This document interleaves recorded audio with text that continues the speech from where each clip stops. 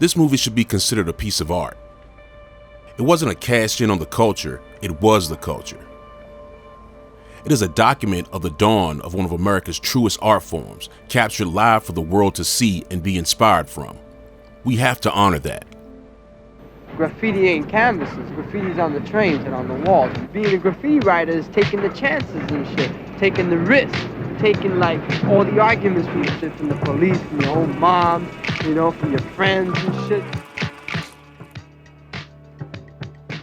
Yo, what's good? Love, peace, and hair grease. It's the grandest of them all. Even your mama fall for Grandmaster Caz from the legendary Cold Crush Brothers.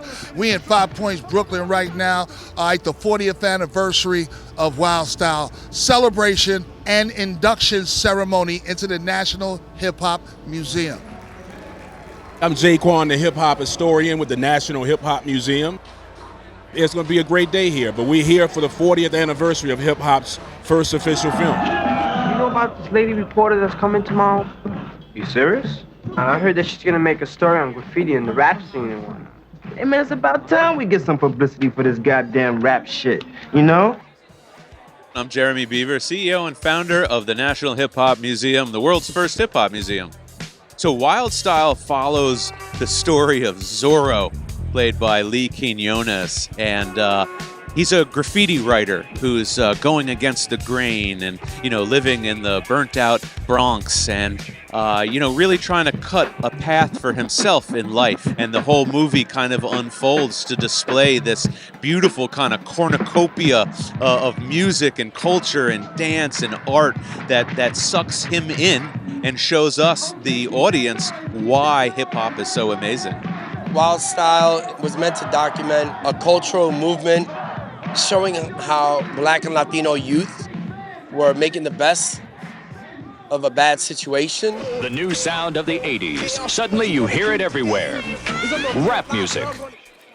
Wild Style first launched 40 years ago. You know, you're talking about showing a cinematic work of art to people that have no idea.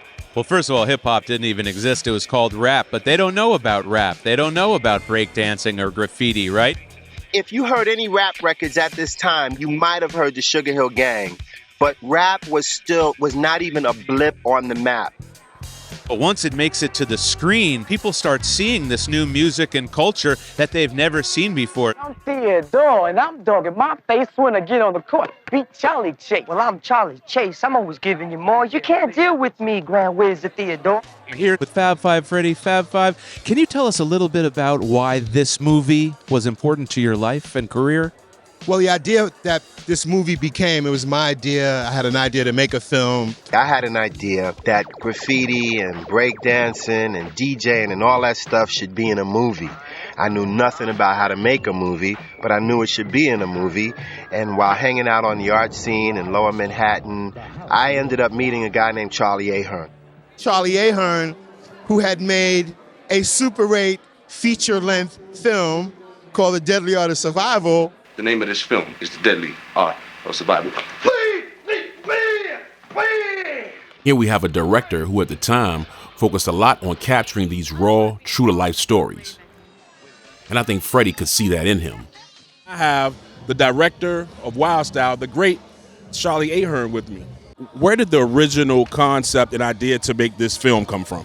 Well, it came from a conversation that I had with Fab Five Freddy. So the idea is like to have this kind of cartoon story that really is used as a lens to look at the world. That's right. You know, it's like a window.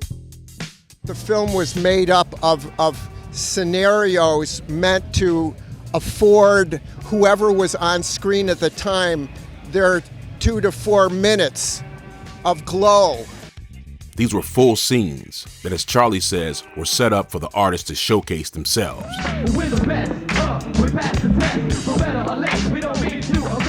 Put all the elements together, what we recognize as the hip-hop elements, which is, of course, DJing, MCing, graffiti, and b-boy and b-girling. So, like, before that, it really wasn't presented that way. People saw these things together, and they were like, this is what hip-hop is. Rap music has been discovered by everybody from advertisers to educators to politicians. Many people know it because of one of the year's best-selling records.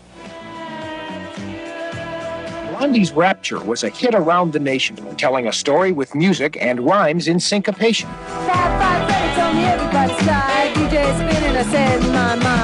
The inclusion of Patty Astor's journalistic character Virginia, who is loosely based on Debbie Harry of Blondie. She's our window into the film and the culture of hip-hop. How did you get started painting graffiti? These guys came into the scene and just started hanging out with them. Got to love graffiti, the trains. I tried to make the movie in such a way that it had a simple center point that people would be attracted to and follow as a movie, like Bruce Lee is to Kung Fu, this movie is to hip hop. We had a decision to feature the real players playing themselves. So the acting's not great, but the realism is beyond real. I like to loop the loop. I'm going to take the ball right to. Everybody in the film is themselves. We was all doing our thing like we did it in the street. Well, I'm Grandmaster Cash, just to shoot him a shot. I'm guaranteed to give you all the game I got, and if you try to block me, I'll chump your face and just rock you all over the place. And made us look great in our neighborhood. We was heroes after that.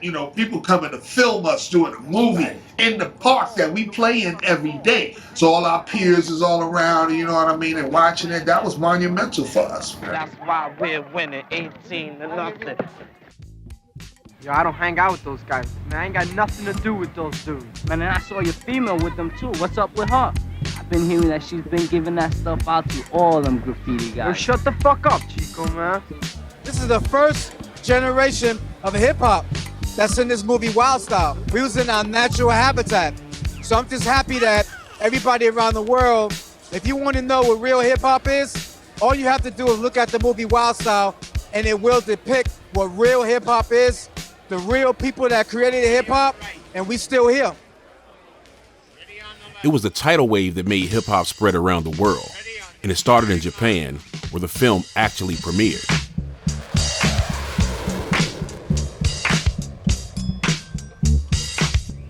The first place Wild Style was ever shown was in Japan, of all places. And we brought with us the entire crew of Wild Style in Japan. Can you believe that? In 1983. それに彼らの歌っているラップっていうやつ、これはリズムに合わせて喋ることらしいです。ハモリおじさんもすっかり乗っちゃいました。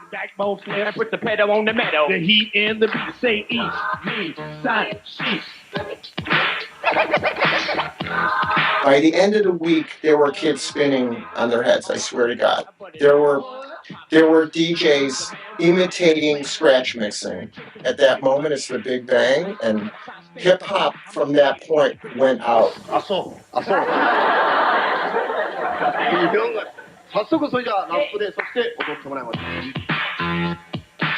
Oh yeah, son. We get to Tokyo, we greet it like we, ambassadors, and you know what I mean? They loved us. They were ambassadors. They were ambassadors of the culture of hip-hop. And not just Japan. This film took over Europe as well. Da come scuolettava sembrava proprio che ci andasse d'accordo con quei tipi. Dici sempre cazzate, vero, Chico? Un grand bonjour du grand maître du hip-hop, Papa Freddy. All the lovely people of France, hi. Concentrate on what the whole thing is about. It's a jam. Rappers are going to be coming down. They're going to be the stars of this thing, not you. People in the hoods, we wanted to satisfy them. And the fact that it became a global movement, it's insanity and super satisfying and super pleasing. I wanted to show that these things were art. These things were culture. This was real. This is it. And we got the cutting. We got the b-boys breakdancing. We got Lee painting, Flash going back and forth on the ones and twos. This is it, baby. This is hip-hop. This is it. This was made on a shoestring budget. And it shows you that you don't need these glamorous budgets to make a successful movie. What Charlie did was he brought the creators, some of the first family together, and brought that to the world. And this is why hip-hop is so iconic, because we were able to take that movie around the world, Jeremy. And we're still amazed how big all this is. We didn't plan for this to be the foundation of a global culture, but it is. Well, hip-hop is America's largest export financially and culturally. It's really important that at some point we as Americans take the time to recognize the art, music, and culture that we have created. It's important that we educate and preserve and archive works of art like Wild Style. It was the smallest of seeds that grew into the huge tree of hip hop.